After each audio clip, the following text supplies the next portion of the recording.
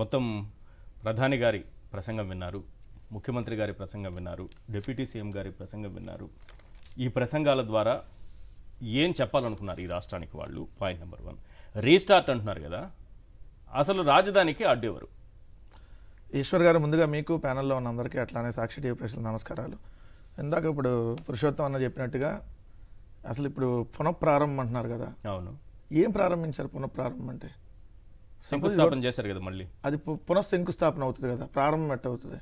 ప్రారంభం అంటే ఏంది? ఒకసారి శంకుస్థాపన చేసినాక మూడోసారి కాదు సార్, ఒకసారి మూడోసారిగా మధ్యలో చాలాసార్లు అని ఒకసారి అరుణ్ జైట్లీ వచ్చి చేశాడు, ఒకసారి ఆయన మన వెంకయ్యనాయుడు గారు చేశారు, ఒకసారి చంద్రబాబు నాయుడు గారు చేశారు, ఒకసారి ప్రధానమంత్రి మోడీ గారు చేశారు. ఇట్లా చాలాసార్లు అయింది శంకుస్థాపనలు. ఒకసారి ఈశ్వరన్ వచ్చి కూడా చేశాడు, సింగపూర్ మంత్రి.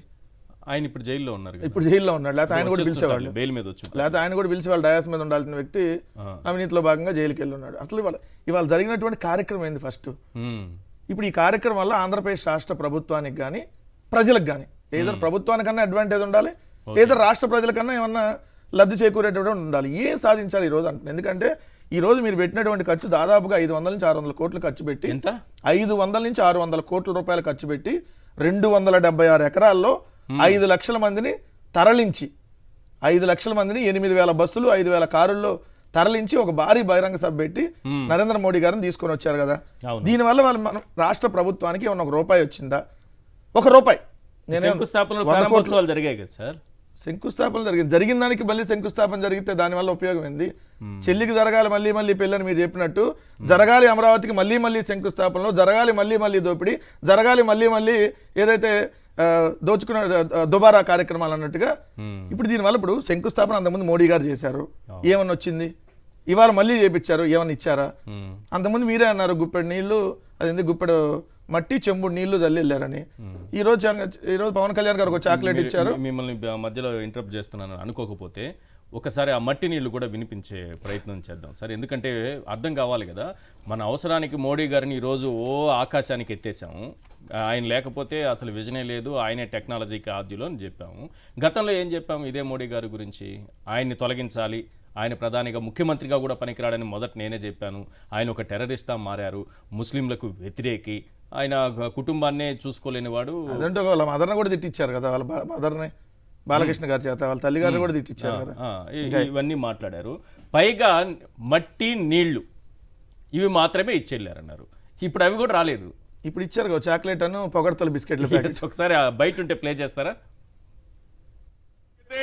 కడానయినిచ్చింది, పార్లమెంట్ సాక్షిగా మట్టి తెచ్చాను, యమునా నీళ్లు తెచ్చాను, మీ ముఖం మీద కొడతానని మట్టి నీళ్లు కొట్టి మనకు అన్యాయం చేసిన వ్యక్తి ఈ నరేంద్ర మోడీ. మీరు తప్పుడు విధానాలతో ముందుకు పోయి మన రాష్ట్రానికి అన్యాయం చేసి, నేను అడిగితే నా మీద విమర్శ, నేను అడిగితే కడానయినిచ్చింది, పార్లమెంట్ సాక్షిగా మట్టి తెచ్చాను, యమునా నీళ్లు తెచ్చాను, మీ ముఖం మీద కొడతానని మట్టి నీళ్లు కొట్టి మనకు అన్యాయం చేసిన వ్యక్తి ఈ నరేంద్ర మోడీ.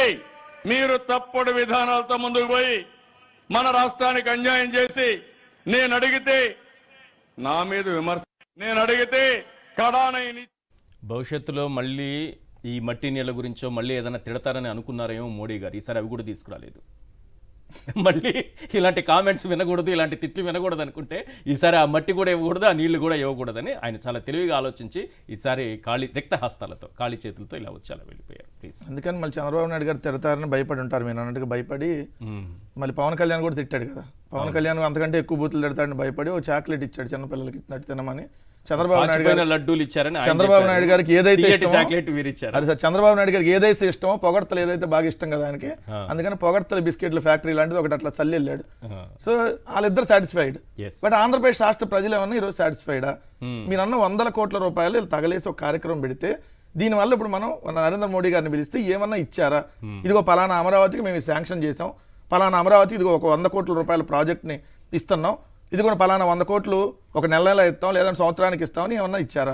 ఈరోజు శంకుస్థాపన జరిగిన కార్యక్రమాలు చూస్తే సార్, దీనివల్ల అసలు ఆంధ్రప్రదేశ్ రాష్ట్ర ప్రభుత్వానికి సంపద వచ్చిందంటే ఎట్లా వచ్చిందో నాకు అర్థం కాదు. ఎందుకంటే పెద్దలు చెప్పాలి, నేను కరెక్షన్ కూడా చేసుకుంటే తప్పుంటే. అమరావతి అపురూపం అండి, అమరావతి అపురూపం, అజరామరం, అమరావతి అదిగో అల్లదిగో ఇవన్నీ రోజు ఉంటానే ఉంటాయి. దీంట్లో ఇవాళ మేటి నగరంగా నిలిపే 11 ప్రాజెక్టులకి నేడు ప్రధానమంత్రి మోడీ గారు శంకుస్థాపన చేశారు. ఇది ఓకే. మేటి నగరంగా చాలు నోట్ దిస్ పాయింట్. మేటి నగరంగా నిలిపేటటువంటి 11 ప్రాజెక్టులకు శంకుస్థాపన.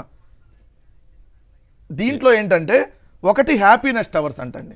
ఏది ఒక రెసిడెన్షియల్ ప్రాజెక్ట్ని కడుతుందంట ప్రభుత్వం. ఓకే. ఒక హ్యాపీనెస్ అనేటువంటి ప్రాజెక్ట్ ఉంటే అక్కడ ఎవరో డబ్బులు ఉన్న వాళ్ళు కొనుక్కుంటారు. Right. రాష్ట్ర ప్రభుత్వానికి ఇది కూడా 856 కోట్లలో కడతారంట. మహా అయితే ఇంకో 850 కోట్లు వస్తాయి. బిల్డర్ అపార్ట్మెంట్ కట్టినట్టే. బిల్డర్ అపార్ట్మెంట్ కట్టినట్టే. 2 ఆ పని ఎమ్మెల్యే ఎమ్మెల్సీ IAS భవనాలు 2 శంకుస్థాపన number 2.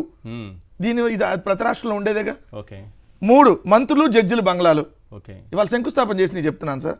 4 iconic assembly, 5 iconic high court, 6 principal సెక్రటరీలు IASల బంగ్లాలు, 7 రాజధానిలో డెవలప్ చేసి వాళ్ళకి ఫ్లాట్లు ఇస్తానికి LPS ఇన్ఫ్రాకి సంబంధించి వాళ్ళు రిటర్నబుల్ ఫ్లాట్లు ఇచ్చేది, 8 సచివాలయ టవర్లు ఐకానిక్, 9 5,944 కోట్లు అంటే 6,000 కోట్ల వ్యయంతో వరద నివారణ పనులు. అంటే అమరావతి మునిగిది చెప్పారు కదా 13 అంటే అక్కడే పాతేస్తానన్నారు కదా శంకుస్థాపన చేసి చెప్తాను. చంద్రబాబు నాయుడు గారు మొన్న బుడమేరు వరదలు వచ్చిన ఆయన సమయంలో పాతేసినా తప్పదు సార్. ఏం చేస్తాడు, రాష్ట్ర ముఖ్యమంత్రి కదా, ఆయన ఏమన్నా మనం భరించాలి. మళ్ళీ 6,000 కోట్లు ఎందుకు అని?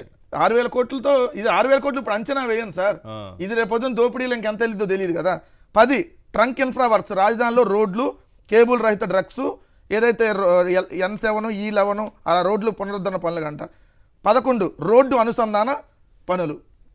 ఇది ఇవాళ ఈ పనులకి ఇది ప్రతి రాష్ట్రంలో ఎక్కడున్నా కూడా సచివాలయం కట్టాల్సిందే, అసెంబ్లీ కట్టాల్సిందే, హైకోర్టు కట్టాల్సిందే. ఆల్రెడీ 3 కట్టున్నారు. పర్మనెంట్ కాదు సార్. ఇప్పుడు ముందే చెప్పారు కదా. ఆంధ్రప్రదేశ్ రాష్ట్రం ఉన్నటువంటి ఇబ్బందులు ఏంది, ఎవరైనా ఒక సచివాలయం నిర్మించాక ఆ సచివాలయం పాడుపడిపోయేటటువంటి స్థితిలో ఉంటే కొత్తది నిర్మించుకుంటారు. ఇప్పుడే వదిలేసి ఇంకో కొత్తది నిర్మిస్తామని చెప్పి దానికో 4,000 కోట్లు. అసెంబ్లీ ఆల్రెడీ ఉంది, దానివల్ల కొత్తది కట్టాలి. కాదండి, వర్షం కురిస్తే పైన రిపేర్లు చేసుకుంటాం సార్. జగన్మోహన్ రెడ్డి గారు ఏదైతే ఉన్నప్పుడు కూడా 5 సంవత్సరాలు అక్కడే అసెంబ్లీ నడిపాం. సో దీన్ని చూడండి అసలు ఇప్పుడు దీనివల్ల ఈ 11 ప్రాజెక్టులు అంటే అమరావతికి అపురూపం. ఎట్లయితే అపురూపం అన్నా నేను. ఒక అసెంబ్లీ టవర్ కట్టేస్తే అది రాజధానికి ఐకానిక్ అయిపోద్దా?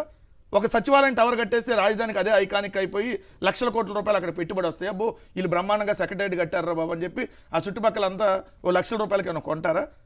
ఇది రాష్ట్ర ప్రభుత్వం, ఏ రాష్ట్ర ప్రభుత్వం అయినా ఆ రాష్ట్రంలో మినిమం మౌలిక సదుపాయాలు, IAS బంగ్లాలు, లేదా మీరు అన్నట్టు మంత్రుల క్వార్టర్స్, ఎమ్మెల్యేల క్వార్టర్స్ అన్ని రాష్ట్రాల్లో ఉండేవి. దీనికి ఈ 11 ప్రాజెక్టులు ఇవాళ మోడీ గారు శంకుస్థాపన చేశారు. ఇది అపురూపం రాశారండి. ఎట్లా అపురూపం అవుద్ది?